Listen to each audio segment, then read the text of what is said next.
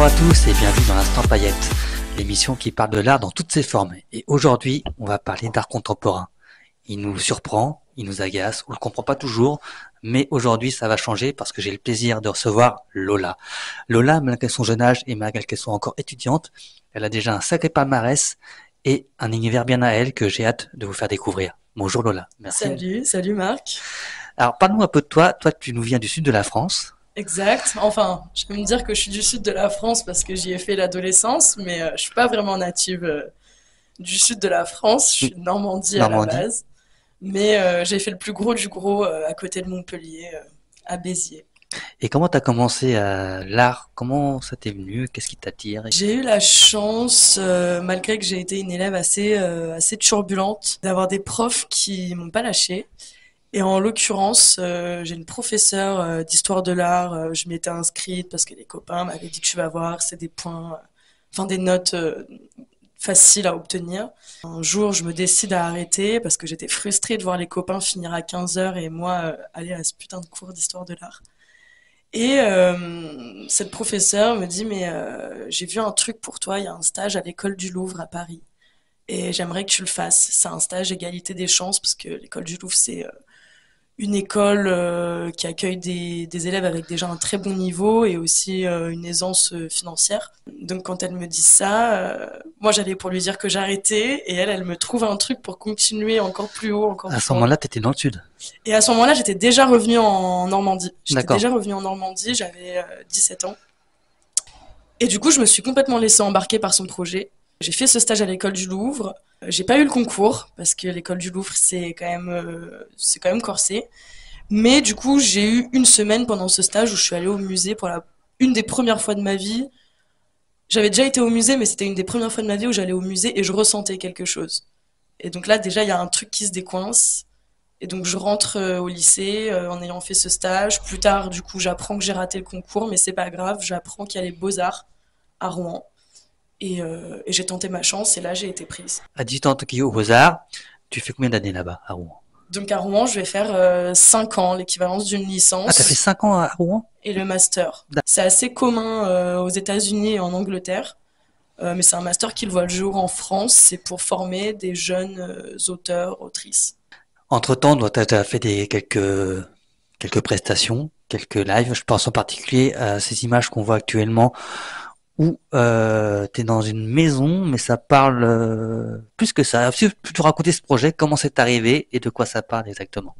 Faut savoir que depuis un certain temps, j'avais une espèce d'obsession pour les maisons. J'avais déjà fait une construction en carton d'une énorme maison dans le cadre de mes études aux Beaux-Arts à Rouen. Et puis, donc après les Beaux-Arts, je suis arrivée à Paris donc pour faire ce master de création littéraire. Et donc, je faisais des petites scènes ouvertes par-ci par-là. Et en l'occurrence, en fait, ça a un peu rien à voir avec les scènes ouvertes à la base parce qu'il y a la rencontre entre les milieux libertins, fétichistes et artistiques. Je crois que je peux dire le nom. Il y a un célèbre club, place de Clichy, Cris et Chuchotements, qui a développé une programmation artistique au sein de son club libertin. Et donc, il y a des lectures qui ont été organisées. Donc, c'est des soirées, pour le coup, où tout sexe est prohibé, mais où on se sert de ce lieu pour lire des textes, déclamer de la poésie. Et donc, la personne qui organise ça, Luc, propose de couper ces scènes ouvertes toujours par un petit show, un petit spectacle, où un artiste est invité. Et donc, étant lectrice régulière lors de ces soirées, il a fini par me proposer de créer un spectacle, enfin de proposer quelque chose plus qu'une lecture. Et donc j'ai eu un mois pour préparer quelque chose. Donc j'ai proposé une espèce d'analogie, métaphore autour de la femme maison. Et donc j'ai créé ce petite maison en carton avec mes petites mains. Et donc j'ai repris une chanson d'Anne Sylvestre qui n'est pas la plus connue de sa discographie, qui est la chanson Douce Maison. Me la suis un peu accaparée. Et donc j'ai créé cette scénette un peu théâtrale, un peu comédie musicale qui aborde la notion de consentement. L'idée qu'une femme, ici maison, puisse être jolie, aguicheuse parfois, mais lorsqu'elle dit non et lorsqu'elle ferme ses portes et ses fenêtres, eh bien, c'est un non qu'il faut respecter. C'est non. Non, c'est non. Mais on voit dans ce petit spectacle que Non, c'est non, ça n'existe pas toujours. En tout cas, c'est pas toujours bien compris par la gente Malheureusement. masculine et féminine parfois. C'est vrai, tu as fait raison de le dire. Là, tu as été pris en résidence dans un des plus grands squats et plus connus squats artistiques de Paris, le 55 rue de Rivoli, qui est un squat incroyable qui existe depuis 25 ans maintenant. Raconte-nous un peu ce que tu vas y faire. Du coup, le 59 Rivoli, je commencerai a priori le 16 janvier. L'idée au 59 Rivoli, toujours dans l'usage du carton, qui est propre à ma pratique artistique. L'idée, ce serait d'être le tabac ambulant du 59 Rivoli. C'est-à-dire que dans ma pratique plastique, j'ai développé une forme des espèces de livres d'artistes avec du papier à cigarette. Et en fait, j'ai commencé à décliner ces œuvres sous plein de formes différentes. Et donc pour le 59 Rivoli, l'idée, ça va être de me construire un peu mon petit shop, mon petit tabac en carton. Et une fois que le tabac en carton sera construit, eh bien, on m'y retrouvera dedans, taper à la machine à écrire des feuilles de tabac à rouler, des pochons, du papier en tout genre, de sorte à faire des petits livrets, des petites éditions. L'idée, c'est de jouer sur le tabac et comme j'aime bien travailler la notion de dupe, l'idée, c'est en apparence de voir un tabac et de... On va entendre Raoult. Ouais, de tromper un peu le visiteur, que ça ait l'air d'un tabac, et quand on rentre dedans, que toutes les formes, les paquets de cigarettes, les paquets de feuilles, quand on les ouvre, on se retrouve surpris à y retrouver de la poésie, des dessins. L'entrée est libre maintenant. L'entrée est libre au 59 Rivoli, c'est ouvert 6 jours sur 7. Le lien sera en description, évidemment. N'hésitez pas, elle sera là pendant au moins 3 mois au 59 rue de Rivoli. Et sincèrement, c'est un squat qu'il faut de toute façon visiter au moins une fois dans sa vie, parce qu'il est absolument incroyable. Alors vous savez, dans l'instant paillettes, on ne fait pas que des interviews classiques, on fait aussi des anecdotes, des concours, avec un gage pour le perdant. Toi, tu as un gage à nous proposer aujourd'hui? Ouais, C'est j'ai quoi? un petit gage pour toi, le chanteur que tu es. Ou pour toi? Ah non, s'il y en a un pour moi, ce sera à toi de le choisir. Mais moi, en tout cas, on pourra pas le faire aujourd'hui parce qu'on n'aura pas le matériel. D'accord. Mais l'idée, ce serait que tu nous interprètes une chanson, pourquoi pas un bon vieux Jacques Brel avec émotion, mais sous hélium, des ballons à l'hélium. Vendu. Allez, Vendu. Si je perds, de toute façon, il y aura la vidéo plus tard, mais vendu. Ok, est-ce que tu veux commencer ou je commence les anecdotes? je t'en prie, Je commence. commence. Alors, l'instant paillette, anecdote. C'est parti. Regarde la caméra pour les vues. Cliquez, commentez. Comment il est ce chien? Alors, puisqu'on parle de performance, moi j'ai eu une performance donc, au 59 rue de Rivoli, en fait par une copine qui, son délire, c'était de faire le lien entre l'art classique et l'art contemporain. C'est-à-dire qu'elle avait une statue, enfin une reproduction de statue de David, d'un côté. Elle avait une statue de David, mais en art contemporain de l'autre côté. Et moi, j'étais au milieu, en body painting. Et je faisais la statue, je faisais le lien entre le classique, et je faisais le lien, et donc je vais rester en statue body painting. Donc, À poil à poil?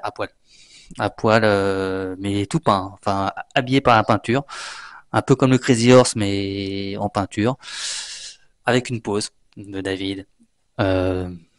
Et pour faire le lien entre la statue de David classique et la statue de David Donc toi, on te rangeait contemporaine. dans quelle époque alors? Entre les deux. C'est moi, j'étais le lien. J'étais le Ok. lien entre les deux. Et ça a duré, je pourrais pas dire, je dirais 2 semaines. J'ai fait ça pendant 2 semaines, 2 semaines environ. Ok. D'après toi, est-ce que cette histoire est vraie ou totalement mytho? Tu peux 2 poser des semaines, questions. ça me paraît un peu gros quand même. Moi, je dirais fake. Tu penses que c'est fake? Ouais. Je pense que 2 semaines. Alors toi, tu vas rester 3 mois là-bas, mais moi 2 semaines. Non, mais la performance, elle est super longue. Ah, mais 2 semaines, la je- statue, 2 semaines, quelques heures par jour, pas 2 semaines. ok. Non, mais je vois pas l'intérêt de faire durer le truc 2 semaines. Je sais pas. Moi, je dirais fake. C'est vrai? Pardon. Eh ben cette histoire, est totalement fake, évidemment. Est-ce que j'aurais envie de me rester en statue, la caquette à l'air pendant toute la journée? La réponse Non. est non. Non. Donc, un point pour toi, Léa. À toi. Lola! Lola. Il l'a déjà fait 2 fois aujourd'hui. Donc, un point, un point pour toi, Lola. Ok, donc je raconte mon anecdote. Oui. Ok. Ce qui est dur, c'est que je raconte trop d'anecdotes. On se connaît un peu, toi et moi, donc C'est j'espère que je te vrai. l'ai pas déjà Faut que je faite. raconte comment on se racontait tous les deux, parce que l'histoire est folle. Mais bon, ah oui, oui, ça fait. Ok, anecdote. Parle bien dans le micro. Du coup, je bossais en galerie, enfin, c'était un service civique dans une petite galerie qui ouvre à Rouen. Et donc, il y avait l'inauguration de la galerie à préparer et la patronne de la galerie était très préoccupée à l'idée de faire du vin chaud. Elle était dans son petit coin à faire son vin chaud et moi, du coup, je suis étudiante aux Beaux-Arts à cette époque-là. Je commence à prendre un peu mes aises, penser un peu scénographie, ça y est. Il y a une grande statue qui était larguée au coin de la galerie et je me dis merde, cette statue, elle est vraiment chouette. Enfin, on devrait la mettre plus en valeur, quoi. Et donc, je me décide à prendre la statue qui devait peser aussi lourd que moi et être aussi grande que moi.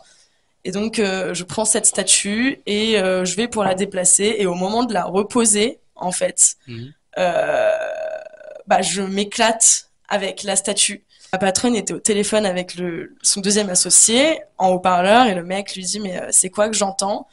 Et la patronne qui dit bah c'est super, c'est Lola qui vient de niquer la statue de tel artiste, la statue qui valait le plus d'argent dans la galerie.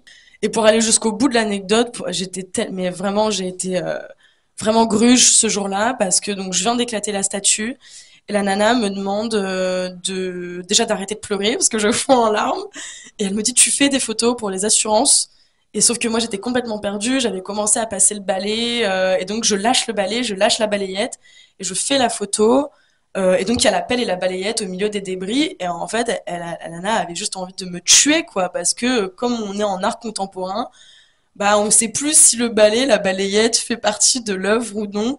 Et donc la photo est ratée, je remets les débris dans un carton, je trouve pas de scotch, donc je coince le carton comme je peux. Finalement, quand la nana vient pour porter le carton se rouvre et les débris se recassent une seconde fois. Et, euh, et donc voilà l'anecdote, c'est service civique où le seule chose que j'ai faite, c'est casser une statue, la plus chère de la galerie. Elle était en quelle matière, la statue? Alors l'œuvre était vraiment chouette. C'était un buste en plâtre qui a en fait été recouvert d'un sac poubelle. Il y avait un système de ventilation à l'intérieur de la statue. L'œuvre s'intitulait Agonie. C'est une œuvre d'un artiste rouennais, Simon Nicaise, on va quand même le citer. Et donc ce système d'aspiration faisait que les traits, le visage de la statue apparaissait quand le sac poubelle épousait complètement son visage, quoi. Donc bah moi j'ai mis fin à l'agonie de cette statue. Je l'ai brisée. J'y crois pas. J'y crois pas une seule. Je crois pas une seule seconde. Non. Puis bah, j'aimerais bien, moi non plus, que ce soit pas vrai, mais malheureusement, si. C'est vrai? J'ai vraiment pété cette statue et je suis vraiment passée pour une moins que rien dans ce service civique. 2 points pour toi. L'hélium se rapproche. À moi. Moi, j'aime beaucoup voyager. Ah, attends, avant, je vais te raconter comment on s'est rencontrés tous les deux, parce Ouais, que ouais. l'histoire est folle. En fait, moi, je suis sur un petit bateau, j'habite sur un bateau.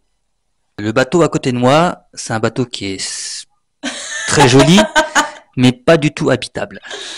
Et un jour, je me réveille, j'ouvre la porte, et je vois Lola apparaître. En fait, le bateau appartient à des amis à elle, et il lui avait prêté pour qu'elle puisse dormir dessus. Et je sais qu'il n'y a rien. Donc, je dis bonjour, est-ce que ça dirait de venir prendre le petit déjeuner sur le bateau? Je l'ai jamais vu. Hein. Elle dit ok, et elle arrive, et elle était en petit t-shirt, petite culotte. Et donc voilà comment cette fille, que je connaissais même pas le nom, se retrouve chez moi 10 secondes plus tard pour prendre le petit déjeuner en petite culotte alors qu'on se connaissait pas. Et Quand j'ai refait la scène dans ma tête, je me suis dit, mais dans quel monde ça se passe un truc pareil? Où tu dis bonjour à une inconnue, et 10 secondes après, elle vient chez toi, prendre le café, sans même le temps de mettre un pantalon. C'était vraiment très cinématographique parce qu'en fait c'est vraiment un tout petit voilier, donc je hisse la planche de bois, il fait très chaud en cette fin d'été et je sors ma tête du matin, voilà. Et donc Marc qui avait presque déjà le café préparé, qui me dit un petit café voisine. Et donc bah moi j'enquille en effet en culotte, t-shirt. Raoul était de la partie aussi. Et j'ai fait 3 mois, ouais 3 mois sur ce petit Ouais, bateau. c'était très drôle. Ouais. Anecdote numéro 2. J'aime beaucoup voyager. Et là, je pars en Thaïlande. Il faut savoir qu'en Thaïlande, en tout cas à l'époque, quand tu as de l'argent, tu pouvais louer ce que tu veux. Il y a une voiture, une moto, un bateau, un hélico, enfin voilà. J'avais pas le permis moto, mais j'ai eu envie de me taper un kiff. J'ai loué une Harley Davidson. Bon, j'avais fait avant, évidemment, avec un pote motard. J'ai appris à débrayer, embrayer, voilà, enfin, la base quoi.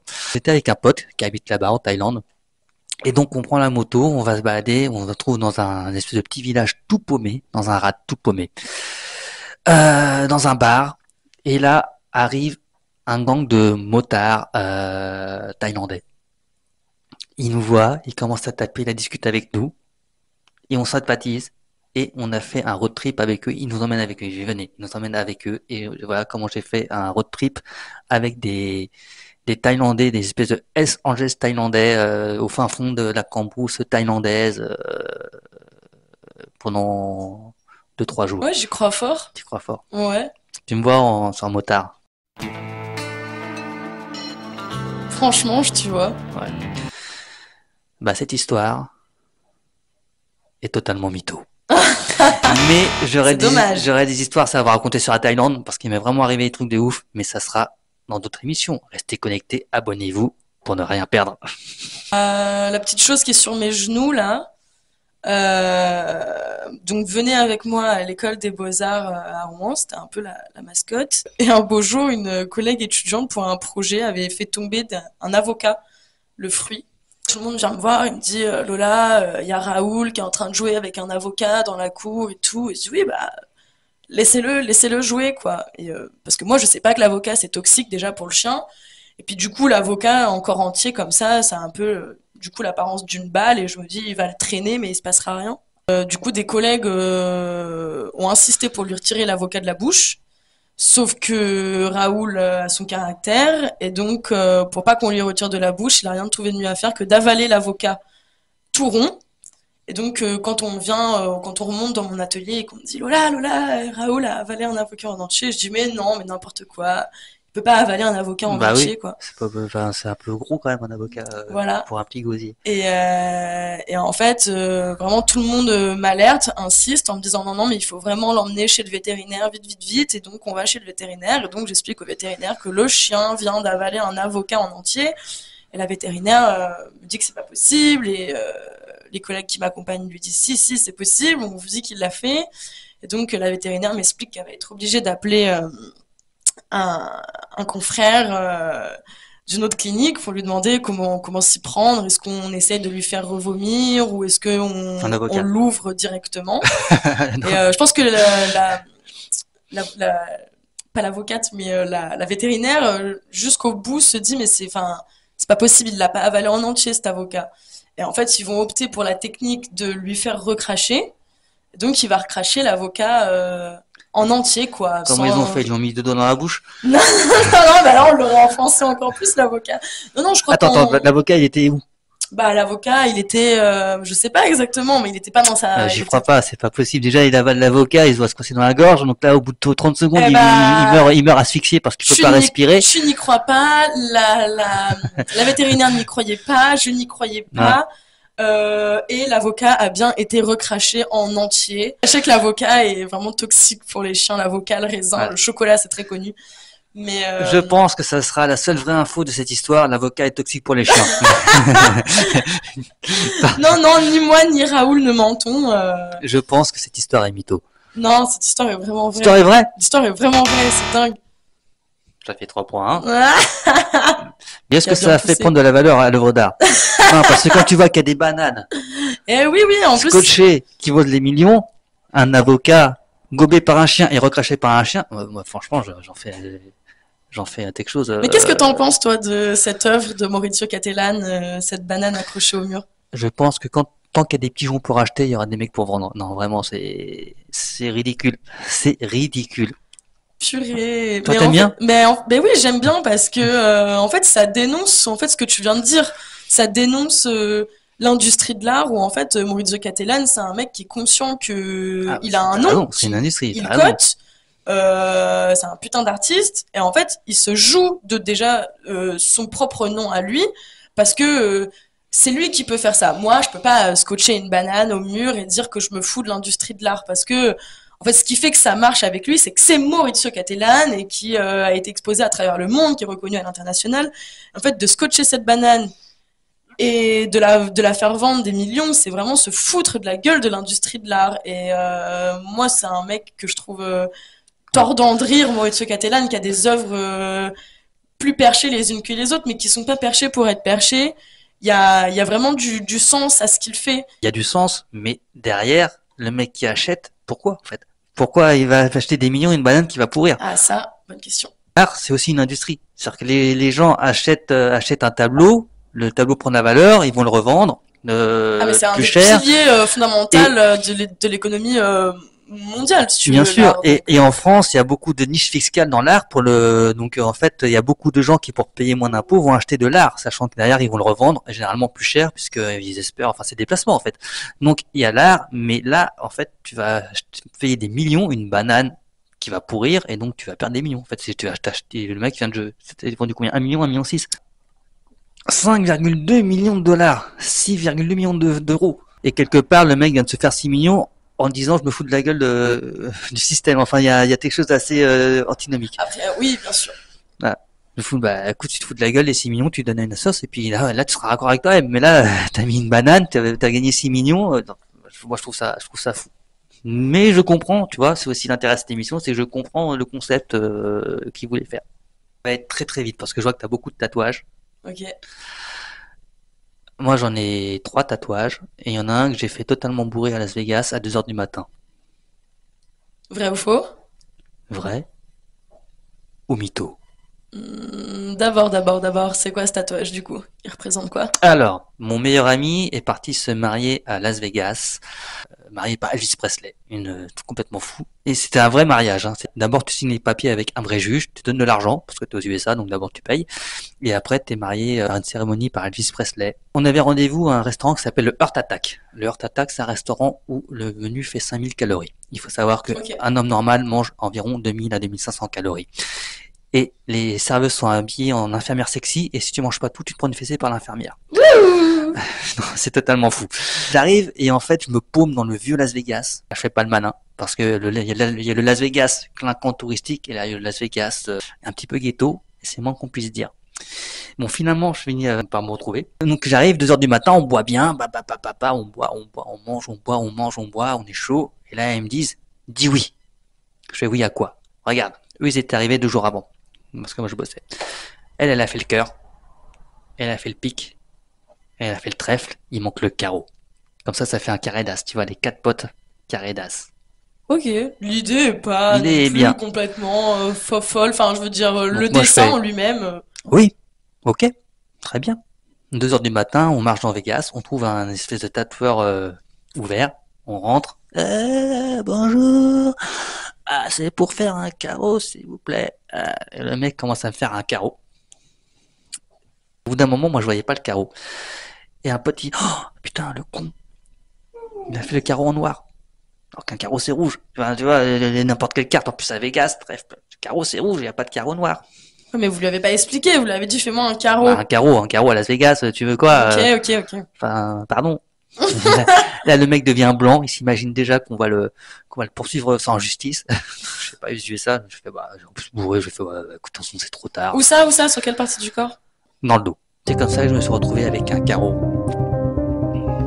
Ouais, moi je pense que c'est possible. Je pense que c'est possible. Il me semble en plus que j'ai déjà entendu l'histoire du mariage à Las Vegas, ne serait-ce que le mariage. Le mariage, oui, mais le tatouage. Ouais, mais pourquoi pas, allez, ça va dans la lancée de ce mariage, un peu de folie. Et ben, cette histoire est totalement vraie. Ah. Il est sur ma nuque. Et pour la petite histoire, ma meilleure amie, celle à qui j'ai fait croire que j'étais enceinte, le lien en description pour l'émission précédente. T'as pas vu cette émission?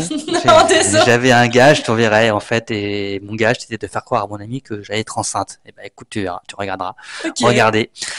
Et ma meilleure amie, donc petite sœur de cœur, s'appelle Caroline, donc ça fait aussi Caroline, Caro, protège mon cul. Voilà. Et pour un petit info, Kinya, avec qui j'ai fait cette émission, on va être en concert le 6 janvier chez Adèle. Lien en description aussi. Venez nous voir, ça va être cool. 4.1. Il y aura une vidéo plus tard, restez connectés, abonnez-vous pour pas la manquer, où je chanterai du Jacques Brel sous hélium. Yeah. Mais il y a quand même ta dernière anecdote. Dernière anecdote.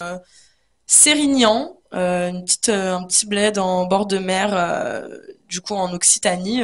On avait un jeu avec mes copains de l'époque.